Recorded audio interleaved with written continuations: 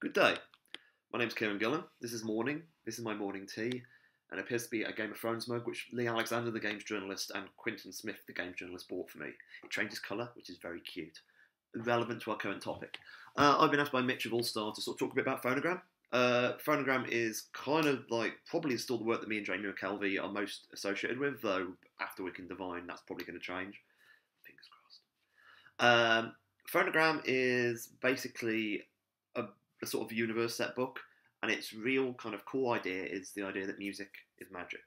Now, when I say music is magic, I mean in a much more metaphorical way than, for example, the music is magic in a Dungeons and Dragons, Harry Potter, DJs throwing fireballs at each other kind of way. The idea that all the actual magical interactions in the book are really talking about what music actually really does to people and how it changes their life and makes it better and worse and transforms them. The example I always use is actually a story from the second volume, and the basic plot is a guy walks into a nightclub, and everything's fine, and all of a sudden a DJ plays a record, and it's a record which he has a very specific connection to an ex. At which point the ex kind of materialises, and he is forced to go through a series of very traumatic and painful memories connected to this girl. It effectively has been cursed by the record. That's the kind of magical metaphor we're using.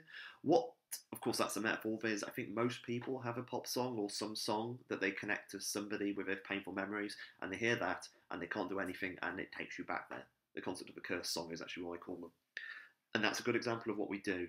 That is specifically emo example of the sort of thing we do, because the stories are more up and more down, as it's the whole thing of what music can do for people, and to a larger degree what art and culture can do for people. There's an element of the book that even if you don't like music, if you're able to think about how you feel about, say, comics or literature or movies, the idea of the culture you embed upon. Embed upon, probably not the right word. The first volume came in 2006, which was called Rue Britannia. Rue Britannia is basically about personal history and nostalgia and the larger sort of cultural currents like that.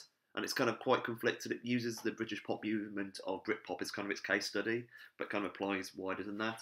That was our first real indie work. That was kind of the first thing anyone notices for. We look at it now, and it's kind of like, we really feel it's our debut album in that way. As in, we kind of have that concept of albums. As you can sort of tell, we're in the studio for the first time, we're working it out. But on the other hand, it's still this kind of, it's a very passionate and kind of like, you got the very much, when I look at it now, you get the sense of the guy I was in that kind of, I may only get to do one comic and it's all got to come out now. It's got that very puritanical like intensity to it. And seeing how Jane, it's all in black and white. Second volume is called the Singles Club.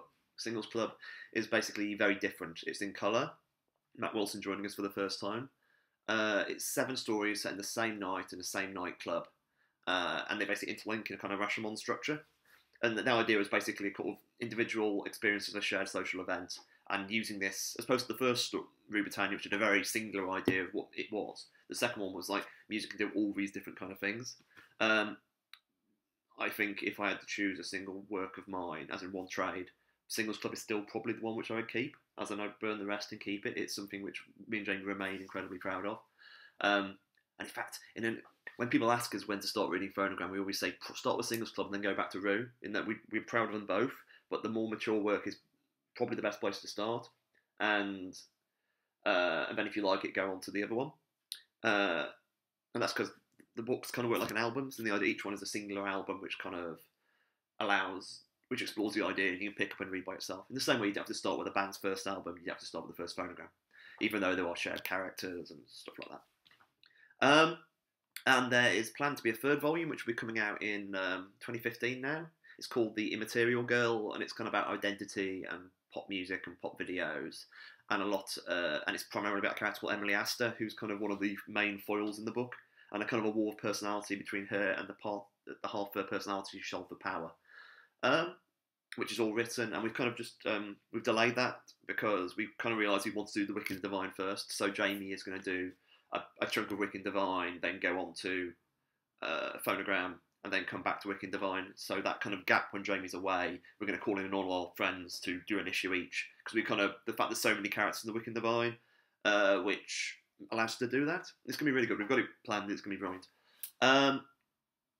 I've just talked about Looking Divine, and you probably don't know what Looking Divine is either. That's me and Jamie's new book, which is out June 18th. It is about gods as pop stars. And same like Phonogram kind of comes from the idea of love of music as a consumer. As you know, it's got very little about what the artists do. It's not very interesting, the artist. The only artist important in Phonogram is the artist that exists in your head when you listen to it. You know, it's much more about your relationship with it. Whilst Wicked Divine kind of flips it. It's about being a creator.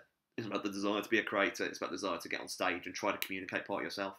But we turn these people into gods, and we also give a kind of ticking clock in that these gods reincarnate every 90 years.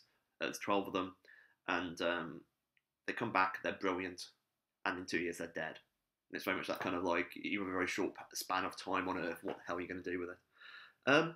So yeah, that's basically Phonogram, and either volume are interesting. It's so much. We always talk about Phonogram in that it's our fans have tattoos book, in that the people who like it often really like it, you know, and the way that's humbling, and it's kind of for a book that kind of comes from me and Jamie's love of culture, and it was kind of like we are people who have been transformed by the art we've consumed.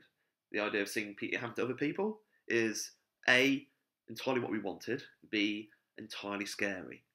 Does that make sense? Anyway, Phonogram, if you read it, I hope you find it interesting. If you don't read it, I hope you like the cover. Anyway, pleasure to meet you. Goodbye.